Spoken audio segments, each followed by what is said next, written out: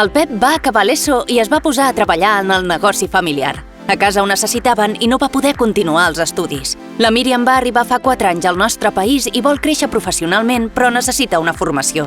El Pep i la Míriam han fet un pas endavant i no han estat els únics. Molta gent ja ha decidit apostar per la formació d'adults, perquè mai és tard per aprendre. A través de més de 120 centres de formació es garanteix l'accés a la formació bàsica i obligatòria a tots els ciutadans del país. El ventall és molt ampli i es pot triar entre un cicle de formació bàsica, de català i de castellà, l'educació secundària obligatòria per adults, preparació per les proves d'accés a grau superior i mitjà i adquirir i millorar competències digitals i en llengües estrangeres, com ara l'anglès i el francès. S'ofereixen noves oportunitats a joves que no van tenir èxit en l'escolarització obligatòria. A més, s'integren, es cohesionen i s'orienten persones nouvingudes a través de l'educació. Així que si tens més de 18 anys, no t'ho pensis i desenvolupa les teves capacitats, enriqueix els coneixements i millora les teves competències. Informa't en aqueestudiar.gencat.cat. Generalitat de Catalunya.